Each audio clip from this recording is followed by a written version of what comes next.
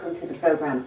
We start with the latest from Ukraine, where many civilian and military targets have been hit, including a television tower and a kindergarten. Russia is continuing to bombard many areas of the country as it closes in on the capital, Kyiv. At least one person has died and 12 people were injured following a Russian airstrike on a block of flats in the Obolon district in the north of the city. Well, as the violence continues, talks between Russian and Ukrainian representatives resume again on Tuesday after a fourth round of discussions ended without a breakthrough. My colleague Jeremy Bowen has the latest from Kyiv. The attack happened not long before dawn. It could have been worse for the residents. Many had gone to the shelters. Kyiv is feeling the pressure of the war much more sharply. It's a tragedy, and he's an idiot, he said, meaning Putin. I asked the whole world to help, said Yelena, to make these non-humans disappear from our Ukraine. Survival can be about saving a few precious things, as well as a life. Kyiv's defenders are trying to keep Russian artillery out of range, but this was a missile, fired from further away and much harder to stop. They're also very powerful. The explosion took lives and destroyed more Ukrainian homes. This is the nightmare for the city. More attacks like this, and of course, they're vulnerable to missile strikes.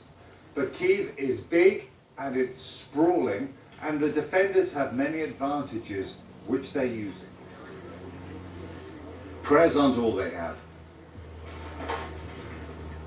Problems for the Russians include rivers, not just the mighty Dnipro running through Kyiv, but its tributaries and large areas of marshland that can hold up and bog down armies. At their headquarters, the generals running Kyiv's defense invited us to their war room, and they sounded confident, like their president. They're tracking the two main Russian thrusts, from the east and from the northwest, which they said are being attacked and have barely moved. We've heard a lot about this long Russian convoy that was to the northwest of the city. What's happened to that? That was a week ago, the big column. Our military hit it. They moved a bit, but they never did anything that we felt in Kyiv. What do you think the Russians actually want to do with this city? Do they want to come into the city and conquer it, or do they want to encircle it? Maybe they want to encircle the city, but I don't think they have enough soldiers. And they understand that in Kyiv, around 20,000 people have received weapons, and the city is fortified. Attacking will cost them very large losses.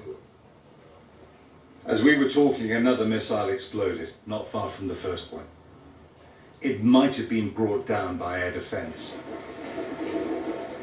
A trolleybus conductor was killed.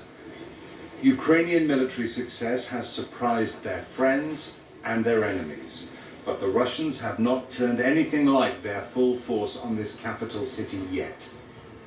Jeremy Bowen, BBC News, Kyiv.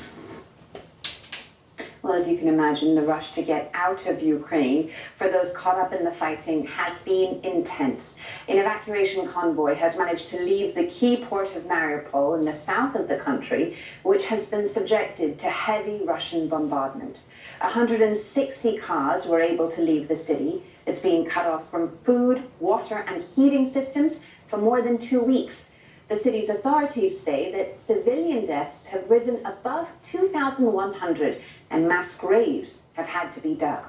And now it's being reported that a pregnant woman who was pictured fleeing after an attack on the city's maternity hospital last week has died, along with her baby.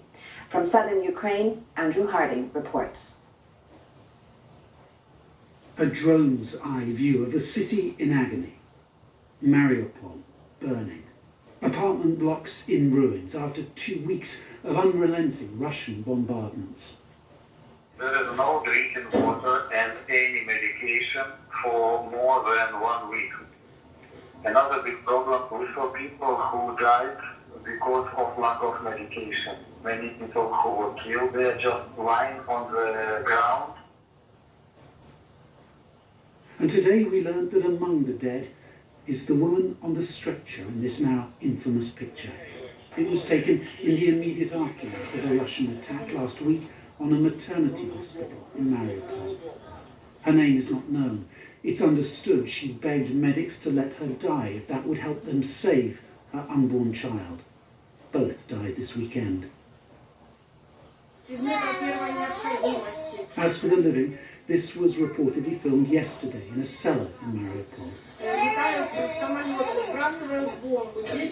The planes are flying overhead, she says, dropping bombs, scaring the children. Please organise a humanitarian corridor to help our children escape. Today, a few hundred people were able to drive to safety, but that's a drop in the ocean. Well, it's about two sides that need to come to the same terms. They need to find together an agreement. And if that doesn't happen? Well, if that doesn't happen, knowing already how dire the situation is for the population inside the city, we can only be extremely concerned for the life of all those people. Mariupol is a big, important city, and the Russians need to capture it to help their advance here into southern Ukraine. And their tactics are becoming brutally familiar. If you can't seize a city, then simply flatten it, whatever the cost in human lives.